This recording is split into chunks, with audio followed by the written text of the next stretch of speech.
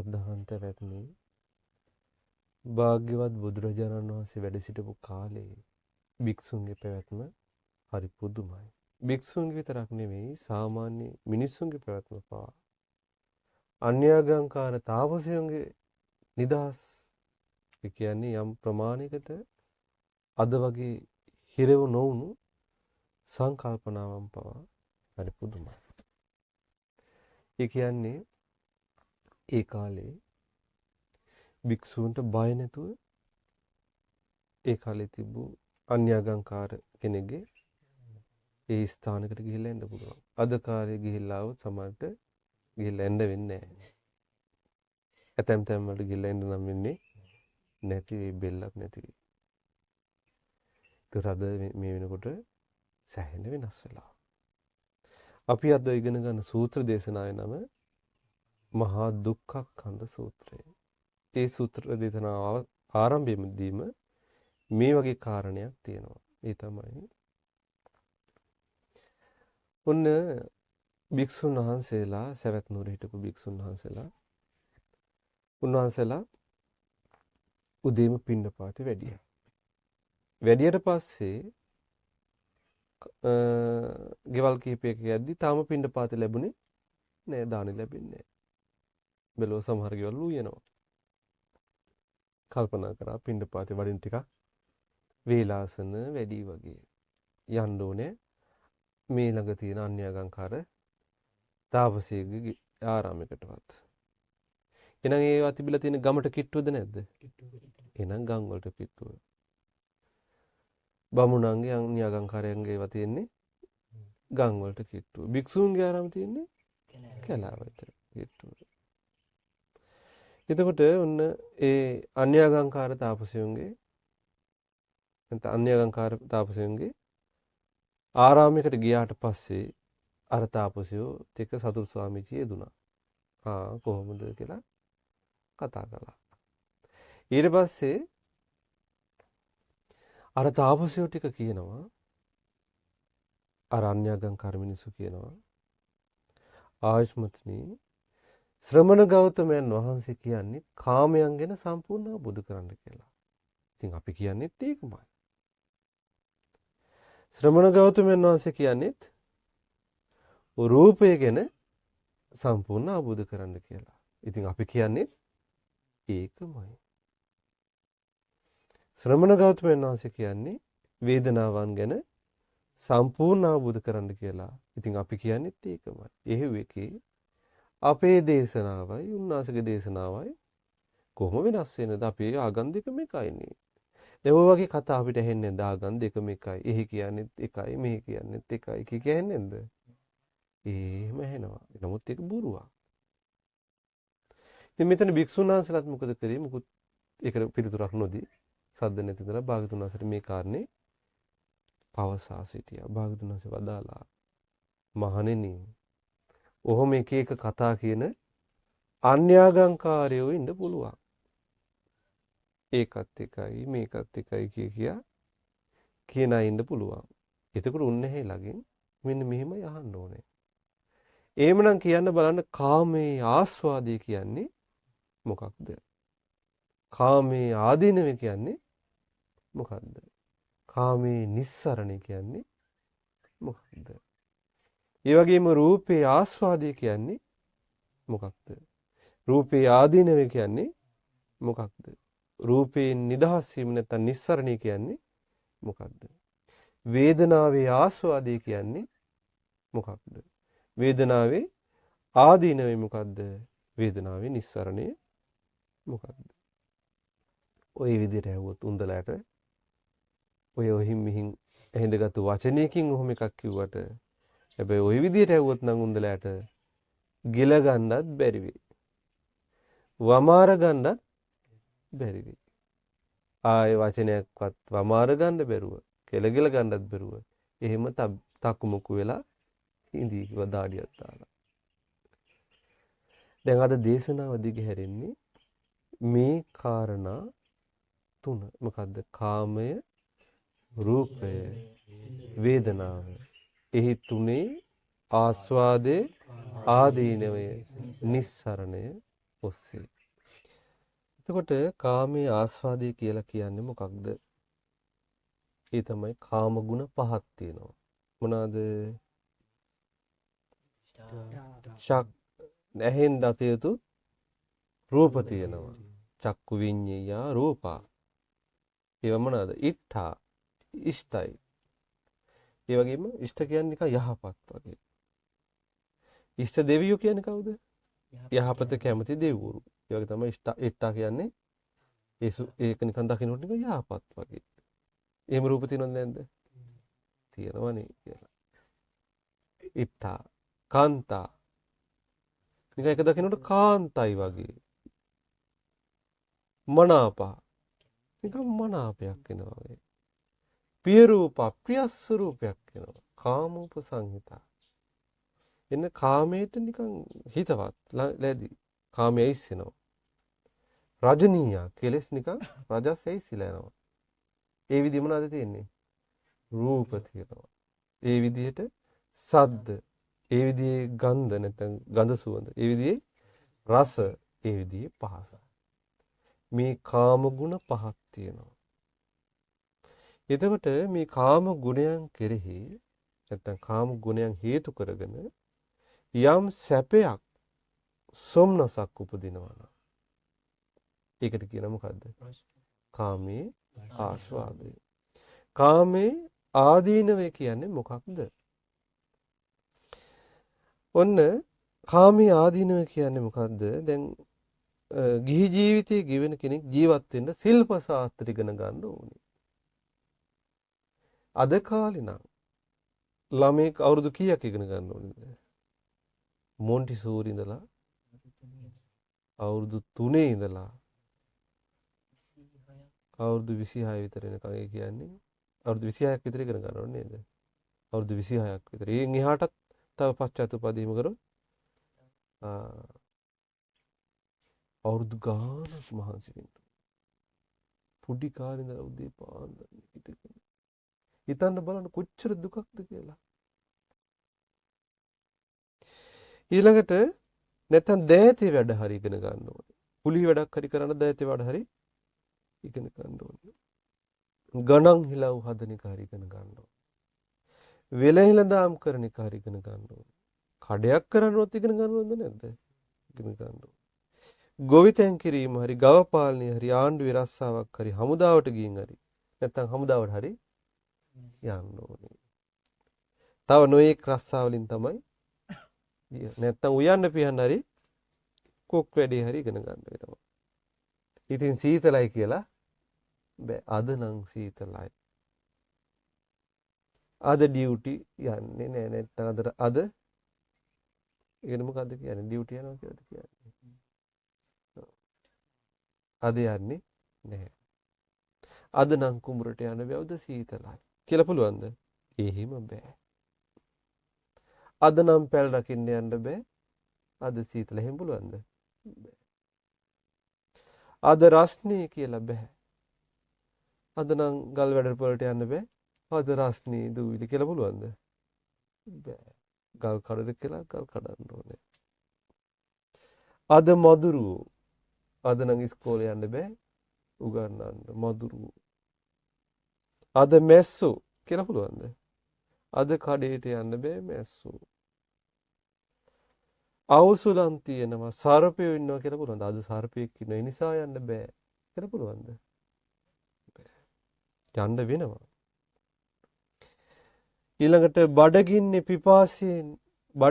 පිපාසයෙන් මෙරි හරි රස්සාවල් කරන්න වෙනවා. අය බඩගිනි කියලා බෑ. බඩගින්නේ සමහර විට. පිපාසයේ හිටගෙන ඉන්නවා. මේ රස්සාව කරන්න. සැප ලබන්නම් කියලා විඳින්නේ මොකද්ද? දුක නෙවෙයි. පින්වත් මහණෙනි මේක මේ ජීවිතයේදීම අත්දකින්න ලැබෙන කාමී ආදීනවයක්මයි. මේ දුක් ගොඩ කාමයන් නිසාමයි. කාමයන් මුල් කරගෙනමයි. කාම අවුලෙන්මයි. කාමයන් හේතු කරගෙනමයි මේ දුක ඇති වෙන්නේ. මේක කාමී ආදීනවයක්. තවදුරටත් කාමී ආදීනව කියනවා නම් මේ විදිහට මහන්සි වෙන්න ඕනේ. උත්සාහ කරන්න ඕනේ. වීරිය කරන්න ඕනි. නමුත් බලාපොරොත්තු වෙන ප්‍රතිඵලෙ නැති වුණොත් උන් අවුරුදු ගාණක් මහන්සි වෙලා රස්සාවක් ගන්න. නමුත් හිතපු පඩියේ හිතපු ප්‍රතිඵලේ නැහැ. ආදායම නැහැ. නැත්තම් කුඹුර කරගෙන රැකගෙන ඉද්දී ඒ ආදායම නැහැ. එතකොට එයා ශෝක වෙනවා. එතකොට එයා මොකද වෙන්නේ? ශෝක වෙනවා. කලාන්තේ හැදෙනවා. ඒ වගේම වැළපෙනවා, පපුවේ අජ් ගහනවා, පිස්සු හැදෙන්න උනත් පුළුවන්. පිස්සු හැදෙන්න උනත් පුළුවන්. දීපල අහිමි වෙලා පිස්සු හැදිච්ච උදේ නැද්ද? ඉන්නවා. අයියෝ මගේ උත්සාහය වතුර ගියා. අයියෝ මගේ මහන්සියෙන් කිසි පළක් වුණේ නැහැ කියලා ශෝක වෙවි ඉන්නවා. බලන්න හම්බ කරන්නත් මහන්සි වෙනවා. හම්බ කරන්න මහන්සි වෙද්දී ඒ බලාපොරොත්තු වෙච්ච විදිහට හම්බ කරගන්න බැරි වුණොත් ඒත් ශෝක වෙනවා. දුකමනේ තියෙන්නේ. ඒ වගේම තවදුරටත් මේ ගැන කියනවා නම් ඒ විදිහට මහන්සි වෙන්න ඕනි. වීරිය කරන්න ඕනි. එතකොට අතමිට සරු වෙනවා. එතකොට මොකද වෙන්නේ? මොන අතමිට සරු වෙනවා. ඊට පස්සේ ඉතින් දුක් විඳින්නේ අර හම්බ කරගත්තු දේ රැක ගන්න. අර මුල්ලෙක් ගන්නවා. මේ ඇසේ මුල්ලෙත් හංගනවා. කොහොමද? පොට්ටේ ඇසෙත් සල්ලි ගන්නවා. ඊළඟට මෙට්ටේ අර සිපර කරලා ඒක ඇසෙත් ගන්නවා සමහරවිට. තාම මොකද කරන්නේ? රත්තරන් බඩු එහෙම එකතු කරලා ලේන්සුව ගැට ගහලා රෙදි රැක් එකේ අර බාර් එකේ ඒකේ ගැට ගහලා රෙදි උඩින් දාලා තියනවා. ඒ හොරු ගන්නේ කියලා. ඔහොම කරන්නේ නැද්ද? කරනවා. අනේ මං හම්බ කරපු දේවල් ආණ්ඩුවෙන් ගන්න නැත්තම් මේ බදු ගහ ආණ්ඩුවෙන් ගන්න නැත්තම් හතුරු හොරකම් කරන්නේ නැත්තම් හොර හතුරු ගන්නේ නැත්තම් ගින්නට පිච්චෙන්නේ නැත්තම් වතුරේ ගහගෙන යන්නේ නැත්තම් අපි යකමෙතු දෙවිය ගන්න නැත්තම් කියලා මේ මිනිස්සු නොයෙකුත් විදිහට ඒව රකින්න බලනවා. හැබැයි එහෙම රකිද්දි පවා එක්ක ආණ්ඩුවෙන් හරි ගන්නවා. හොර හතුරෙක් හරි ගන්නවා. ගින්නට හරි පිච්චෙන වතුරේ හරි ගහගෙන යනවා. දැන් මොකද වෙන්නේ? අහෝ මගේ දේ අහිමි වුණා. කියා අසුක වෙනවා. අහෝ මගේ දේ අහිමි වුණා. මට මගේ දේ නැති වුණා. මං හම්බ කරපු දේවල් අයියෝ කියා ශෝක වෙනවා. කලාන්ත වෙනවා. පිස්සු වෙදෙන්න උනත් පුළුවන්. මේක කාමයේ ආදීනවය. ඊළඟට තවදුරටත් මේ ගැන කියනවා නම් කාමයේ ආදීනව කාමයන් මුල් කරගෙන කාමයන් හේතු කරගෙනම රජවරුත් එක්ක යුද්ධ කරනවා. දැන් රජ වෙලා රජ සැපේ මදි. තවත් රාජ්‍යයක් පටල ගන්න තවත් කාමයෙන් බලවත් වෙන්නම් කියලා රජවරුත් එක්ක යුද්ධ කරන්නේ නැද්ද? යුද්ධ කරනවා. සිටුවරුත් එක්ක යුද්ධ කරනවා.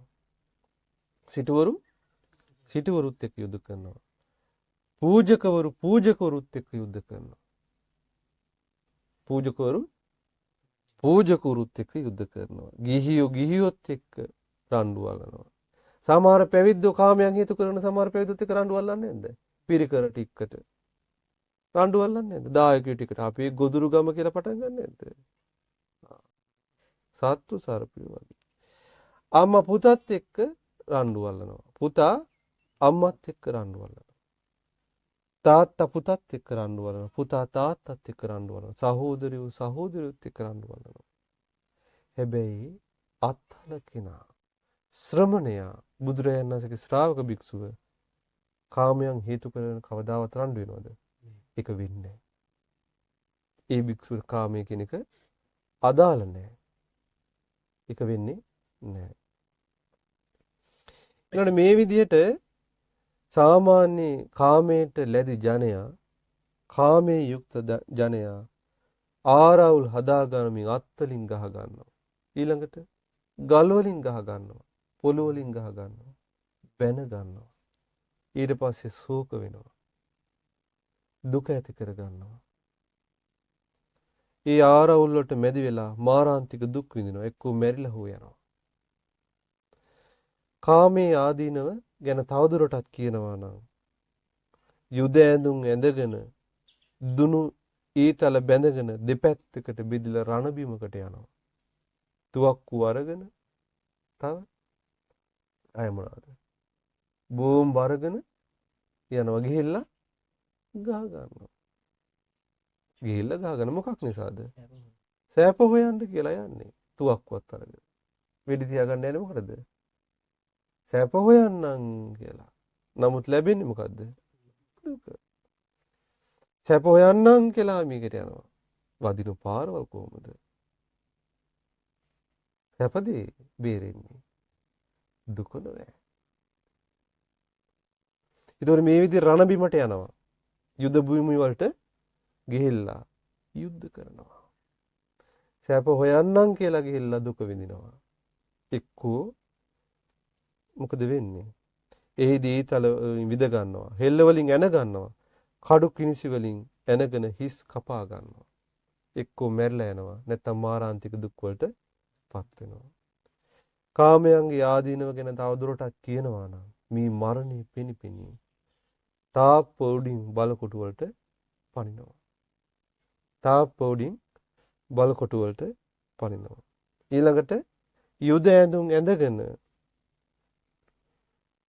ඒ විදියට තාප්ප වලින් බලකොටු වලට පැනලා මරාගෙන මෙරීගෙන යනවා. මරාගෙන මෙරිලා යනවා. කාමයන්ගේ ආදීනව ගැන තවදුරටත් කියනවා නම් කාමයන් මුල් කරගෙන කාමවලින්ම කාමයන් හේතු කරගෙනම ගෙවල් බින්දිනවා. කියලා මොකද කරන්නේ? ගෙවල් බින්දිනවා. ගම් පිටින් කොල්ල කනවා. ඊළඟට ගම් පිටින් කොල්ල කනවා. ගෙවල් වලට පැනලා මිනිස්සු බය කරලා කොල්ල කනවා. පාරේ යන මිනිස්සුන්ගේ මං කොල්ල කනවා. කාන්තාවන්ට බලහත්කාරකම් කරනවා. අන්තිමේදී හොරුන් ආණ්ඩුවට අහු වෙනවා. ඊට පස්සේ විවිධාකාර වද බන්ධන වලට අහු වෙනවා. එහෙම කරන්න ගියොත් මොකද වෙන්නේ? රජයෙන් අල්ල ගන්නවද නැද්ද? කවදා හෝ අල්ල ගන්නවා. ඊට පස්සේ උන්ට කසෙන් තලනවා. දෙතිස් වදේ. කසෙන් තලනවා. හිතන්න බලන්න. සසරේ කාමයට ලොල් වෙලා අපි කසින් කොච්චර ගුටි කන්න ඇතිද? වේවැලෙන් තලනවා. වේවැල් පාර කොහොමද පට වෙලා දෙනකොට? උඩ ඇඳුම ගලවලා වේවැලින් ගහනවා පැලිලා යන්න. ආයෙත් එතනට ගහනවා. ආයෙත් එතනට ගහනවා. ඉදිමිචි තැන් වලටත් ගහනවා. තුවාල වෙච්ච තැන් වලටත් ගහනවා වේවැලි. දඬු මුගුරු වලින් තලනවා. අත් කපල දානවා. මේ අත් ටික කපල දැම්මොත් දැන් ඔබේ අත් ටික කපනවා. කොහොමද ඇති වෙන දුක? ඊළඟට කකුල් කපලා දානවා. අත් කකුල් කපලා දානවා. නාහය කපලා දානවා. මේ නාහය අල්ල බලන්න තද කරලා කොච්චර වේදනාවක් කියනවද? මේ උඩ කෑල්ල ටිකක් තද කරලා බලන්න. ඕක කපද්දී ඉදිමිලා කුහරේ මෙහෙම තියෙනවා. මේ හොටු ගලනවා. ලේ ගලනවා. කොච්චරනම් වේදනාවක්ද? කන් කපලා දානවා. කන්නාස් කපලා දානවා. හිස් කබල චප්ප කරලා දානවා. පැත්තට ඇල කරලා ලොකු ගලක් අතාරනවා. චස් කියලා. තක්කාලේ ගෙඩි පිපුරුනවා වගේ. කුරුම්බලොඳ විසි වුණා වගේ කුඩු කුඩු වෙලා යනවා. හිස් කබල යට මතුවෙනකම් බොරළු දාලා හූරන බොරළු දාලා ඔළුව හූරනවා. මේ යට මතුවෙනකම්. ඊට පස්සේ මේ හැම ගැලවිලා මේ වැක්කිරනවා. හොඳට සුදු වෙලා හිස් කබල බොරළු වලට. යකඩ අඬුවකින් කට පළල් කරලා ගිනි පන්දම් ඔබනවා. මතකද? තේකට හරි උණු වතුරයකට හරි කට පිච්චුණු දවස. මාසයක් විතර වේදනාව තිබ්බා. යකඩ අඬුවකින් කට පළල් කරලා ගිනි පන්දම ඔබද්දී දිවේදිම ලැලියට එනවා. තොල් පිච්චිලා. කොහොම වේදනාවද පණ පිටින් ඉද්දී. ඇඟේ තෙල් පාංකඩ තුල ගිනි තියෙනවා. අත්වල තෙල් පාංකඩ තුල ගිනි තියෙනවා. බෙල්ලේ ඉඳන් පහලට හැම ගලවලා ඇදගෙන යනවා. බෙල්ලේ ඉඳන් පහලට හැම ගලවලා ඒකෙන් ඇදගෙන යනවා. ඊළඟට බෙල්ලේ ඉඳන් පහලටත් කකුලේ ඉඳන් උඩටත් හැම ගලවලා මැදින් ගැටයක් ගන්නවා. මේ ඇඟිල්ල ළඟ හැම ටිකක් ගැලවුණාම තියෙන වේදනාව. බෙල්ලේ ඉඳන් පහලට හැම ගලවලා කකුලේ ඉඳන් උඩටත් හැම ගලවලා ඉන හරියෙන් ගැටි ගෙවුවාම කොහොමනම් වේදනාවක්? කොහොමනම් වේදනාවක් දැනෙනවද? මේ මනුස්ස ලෝකේ. සසරේ ওই වේදනාව කොච්චර විඳින්නේ නැද්ද? ආයෙත් සසරේ යන්න උනොත් කොච්චරනම් ඒ වේදනාව විඳින්න වේද? මේ සියල්ල කාමයන් නිසා. ඊළඟට ධනහිස් දෙකෙත් වැලිමිටි දෙකෙත් යකඩ උල් ගහලා පොළවේ හයි කරලා තියෙනවා. මේ පොළවේ කාස්ට් එකේ යව් කාස්ට් එකේ ධනහිස් දෙකේ වැලිමිටි දෙකේ යකඩ උල් ගහලා හයි කරලා තියෙනවා. කොහොම වේදනාවක්ද? ගින්නෙන් රත් කරනවා. කණුවක ගැට ගහලා වටේට කූටු දාලා දී දාලා චුට්ටක් ඈතින් ගිනි තියන එකට. කොකු වලින් එන මස්ලේ විසිරුවනවා. හෙන්ඩු වගේ කොක්ක. කොක් මෙහෙම ඉස්සර අඩුල තියෙනවා මෙහෙම තියෙනවා. වටේට පිරිසක් ඒ වගේ වරගෙන අයිනවා ඇදලා ගන්නවා. අයිනවා ඇදලා මස්ලේ විසිරුවනවා. කොහොම වේදනාවක්ද? ශරීරයේම චූටි චූටි කෑලි වලට ඉරලා දානවා. මුළු ශරීරෙම පොඩි පොඩි කෑලි වලට මෙහෙම බ්ලේඩ් එකකින් කපනවා වගේ කපනවා. දැලිපිහකින් කපනවා වගේ කපලා ලුණුයි හොඳ කාස්ටක ලුණු ගන්නවා. මිරිස් දානවා. දෙහිය මුල් දාලා කලවම් කරලා වක් කරනවා. ලුණු ටිකක් හරි මිරිස් ටිකක් හරි දෙහි ටිකක් හරි ඇඟිල්ල තුවාලයක ගෑවිච්ච දවස මතකද? උඩ පැන පැන හිටියේ. ඉතින් මුළු ශරීරෙම කපලා ඒ විදිහට දාද්දී කොහොම වේදනාවක් ඇතිද? ශරීරයේ තැනින් තැන සිදුරු කරලා ලෝදියේ ඉනවා. ඊටි ටිකක් අතට වැක්කිරිච්ච දවස මතකද? යකඩුණු කරපු ඒව දාද්දී ලෝදිය දාද්දී කොහොමද? පැත්තකට ඇල කරලා බිම දාලා පැත්තකට ඇල කරලා කනේ උලක් ගහනවා. ඒ මේ පැත්තින් බහින යකඩ උල එහා පැත්තින් මතුවලා පොළවේ හිටිනවා. කකුල් දෙකෙන් අල්ලලා ඔර්ලෝසු කට්ටු කරකවනවා වගේ චර චර චර චර ගාලා කරකවනවා. කොහොමද වේදනාව? ඊළඟට ගල් වලින් ගහ ඇඟ ඇතුලේ ඇටකටු ඔක්කොම කුඩු කරනවා. ඊළඟට ගින්නෙන් රත් කරගත්තු තෙල් කකෑර වෙච්ච තෙල් නාවන චාස්. බල්ලන්ට කන්න දාන කොහොමද කරන්නේ? සාමාන්‍යයෙන් දරුණු දඩයම් බල්ලු බඩගින්නේ තියෙන දවස් දෙකක්. ඊට පස්සේ අඩි 10 වගේ කොටුවක් ගැඹුරට කපනවා. අර බල්ලෝ එකට දානවා. දාන අර මොන්සෙකට අතාරිනවා. කොහොමද?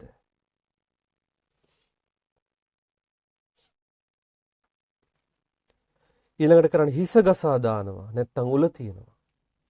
කොහොඹුලක නංගවලා කොහොඹ ගහක් කුල් කරලා ඒක වටේට යකඩුල් ගහලා මැස්සක් ගාලා නගින්න කියනවා. නැංග නැත්තම් මෙන් අයින්නවා. ඊට පස්සේ අර මැස්ස අයින් කරලා යකඩුල් ගහනවා. තද්ද කරගෙන ඉන්නවා කොහොඹුල උඩ. කුබ්බඩින් හරි පපුවෙන් හරි කටින් හරි අර උල ඇවිල්ලා මැරිලා යනවා. අන්තිමේදී ඒකෙම මැරිලා යනවා. එක්ක මාරාන්තික දුක් විඳින්න වෙනවා. මේ සියල්ල මේ දුක් ඔක්කොම මොකක් නිසාද? කාමයන් නිසා. කාම අවුලෙන්මයි කාමයන් හේතු කරගෙනමයි මේ දුක ඇති වෙන්නේ. මේ කාමයේ ආදීනවයක්. කාමයන් ගැන තවදුරටත් කියනවා නම් කාමයන් මුල් කරගෙන කාම අවුලෙන්ම මේ සත්‍යෝ කයින් දුෂ්චරිතය දෙනවා. වචනෙන් දුෂ්චරිතය දෙනවා. මනසින් දුෂ්චරිතය දෙනවා. ත්‍රිවිධ දුෂ්චරිතය දෙදලා මරණින් මත්තේ නිරේ නම් වූ අපාය නම් වූ දුගතිය නම් වූ යම් තැනක් ඇද්ද?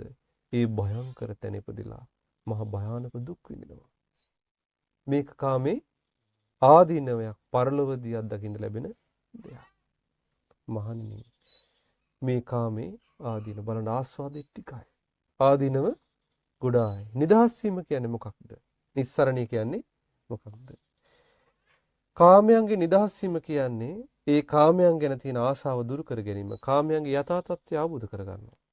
මේ ආදීනව දැකලා යථා තත්ත්වය අවබෝධ කරගෙන අවබෝධ වෙනකොට අනිත්‍ය දුකයි අනාත්ම අසුභයි මේක වේගයෙන් වෙනස් වෙනවා කියලා ආදීනව දකිද්දී ආසාව ප්‍රහාණය වෙනවා. ඒකම තමයි කාමයන්ගේ නිදහස් වීම, කාමයන්ට තියෙන ආසාව නැති වීම. යම්කිසි ශ්‍රමණෙක් වේවා බ්‍රාහ්මණෙක් වේවා කාමයන්ගේ ආස්වාදී වශයෙන් ආදීනේ වශයෙන් නිස්සරණේ වශයෙන් දැක්කේ නැත්තම් තමන් කාමය අවබෝධ කරගන්නවා කියලා හරි අනුන්ට අවබෝධ කරනවා කියලා හරි යම්කිසි වැඩපිළිවෙලකින් කාමය අවබෝධ කරගන්නවා කියන කාර්ය සිද්ධ වෙන්නේ නැහැ. නමුත් යමෙක් කාමයේ ආස්වාදයේ හැටියට දැක්කොත් ආදීනවේ හැටියට දැක්කොත් ඒ වගේම නිදහස් වීම හැටියට දැක්කොත් තමුණු කාමයේ අවබෝධ කරගත්තා වෙනවා. අනුන්ටත් කාමයේ ධර්මයේ ප්‍රකාශ කරලා අවබෝධ කරවා. අවබෝධ කරන වැඩපිළිවෙල කියලා දෙයි. ඒ වගේම යම් කිසි වැඩපිළිවෙලකින් කාමයේ අවබෝධ කරගත්තා වෙනවා. ඒක සිද්ධ වෙන්න පුළුවන් දෙයක්. ඊළඟ රූපේ ආස්වාදය කියන්නේ මොකක්ද? දැන් කාමයේ ආස්වාදේ ආදීනවේ නිස්සරණ ඉගෙන ගත්තා. දැන් රූපේ ආස්වාදය. මහණෙනි සිටු කුමරියක් හෝ බ්‍රාහ්මණ කුමරියක් හෝ සාමාන්‍ය පවුලක කුමරියක් හෝ ඉන්නවා කියලා හිතන්න. ඇය වයස අවුරුදු 15ක 16ක වගේ දැරිවියක්. වයස කීයද? අවුරුදු 16ක වගේ. ඇය ගොඩාක් උසත් නෑ. ගොඩාක් මිටිත් නෑ. ගොඩාක් කළුත් නෑ.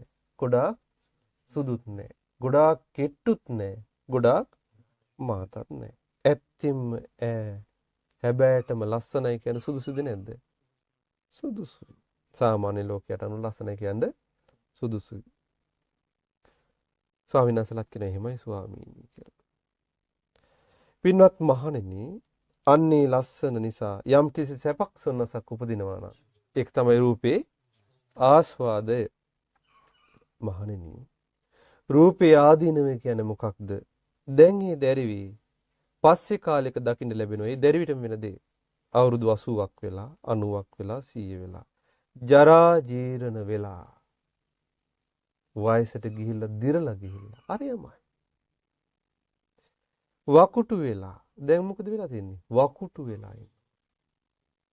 හැරමිටි ගහගෙන වේවුලා යනවා. වේවුලනවා. හැරමිටි ගහ වේවුලා යනවා. අරයමයි. ඇත්තෙම දැන් නෑ ලෙඩෙක්. එයා දිහා බලනකොට දකින්න ලැබෙන්නේ ලෙඩක්.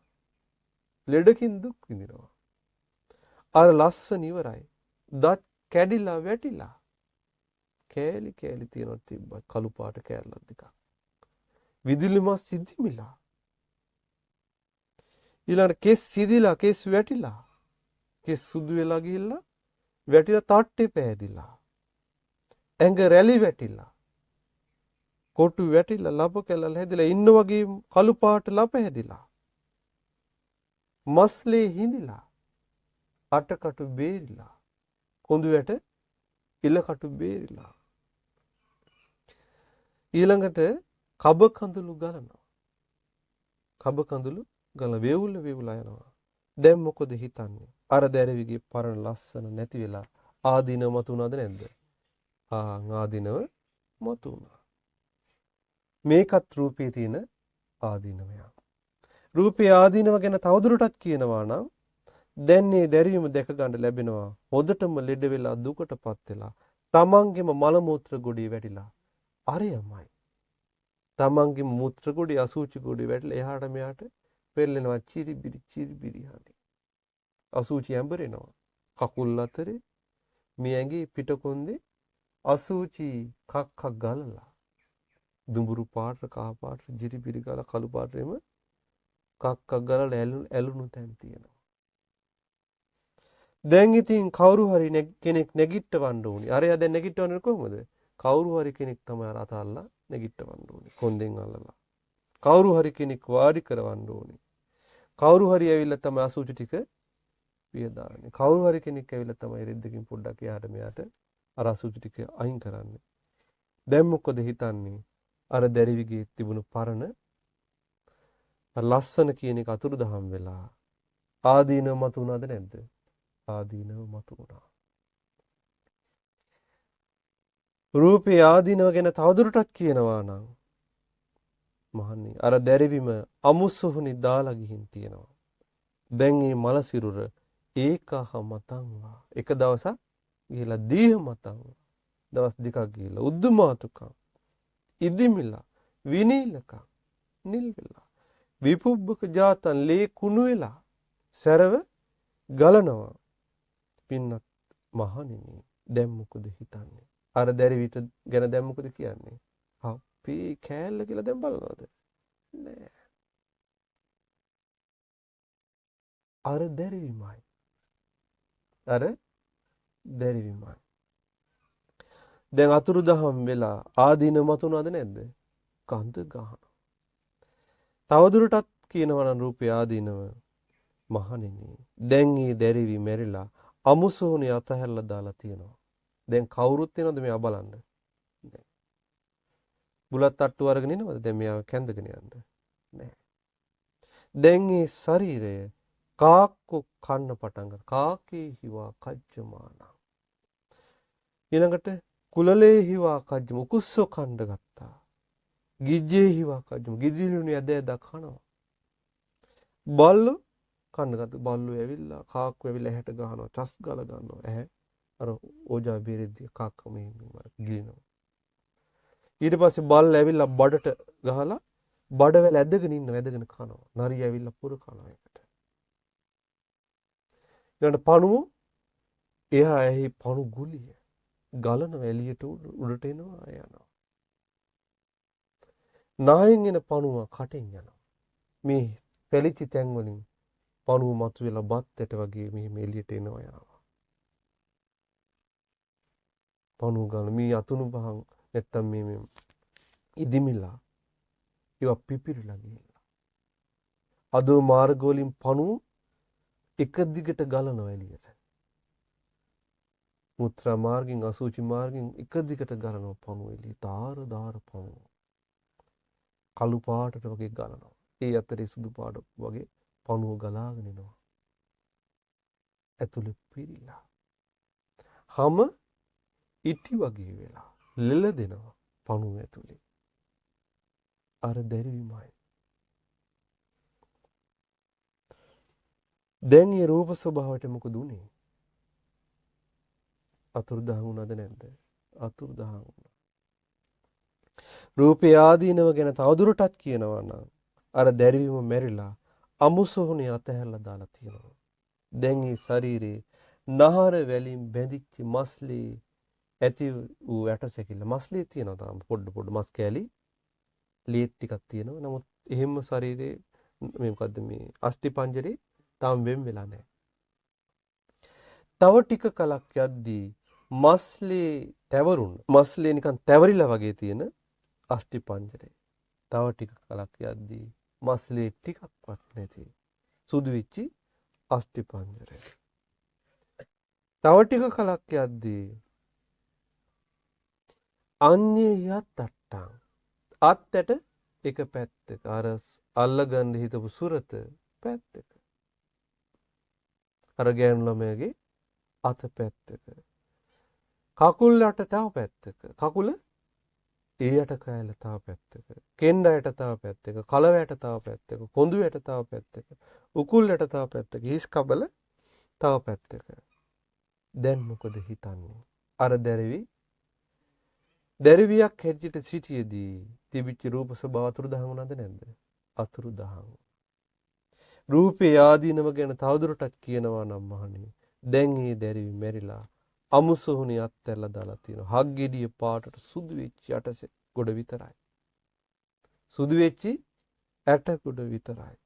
ඒ යටත් අවුරුදු ගණන් පරණ වෙලා කැඩිලා ගිහිල්ලා ඒ යටත් දුඹුරු හුරුවට වෙලා හුණු ගොඩක් වගේ පත්වලා. අන්න ඒ දැරිවිට වෙච්ච ඉතින් දැන් හුණු ගොඩක්. ආදීනව මතුනාද නැද්ද? ආදීනව මතුනා. මහණෙනි රූපෙන් මේ රූපේ ආදීනව කියන්නේ එයයි. රූපේ ආස්වාදය කියන්නේ මොකක්ද? මේ නිස්සරණය කියන්නේ රූපේ නිස්සරණය කියන්නේ මොකක්ද? ඒ රූපේ කෙරෙහි තියෙන ආසාව දුරු කර ගැනීමමයි.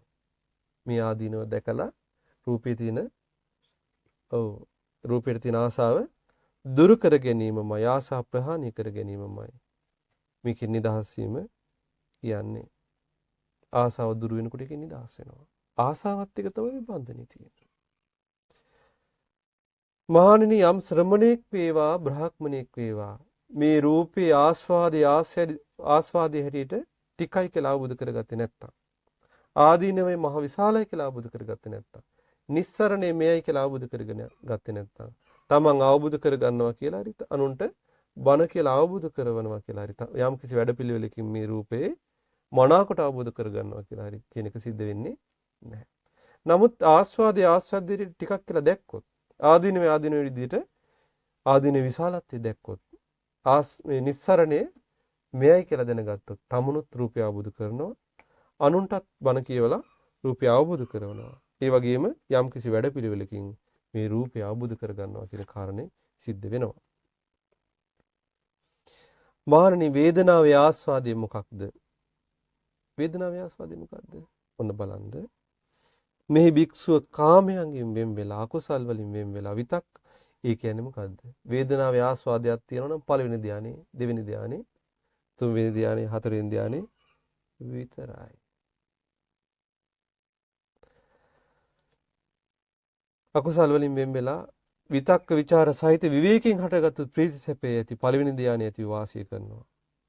ඒ වගේම කාමයන්ගෙන් වෙන් වෙලා, අකුසල් වලින් වෙන් වෙලා විතක්ක ਵਿਚාර සහිත විවේකයෙන් හටගත් ප්‍රීති සැපේ ඇති පළවෙනි ධානයට පැමිණ වාසය කරන වෙලාවේදී තමන්ට පීඩා කිරීම පිණිස හිතන්නේ, අනුන්ට පීඩා කිරීම පිණිස හිතන්නේ නැහැ.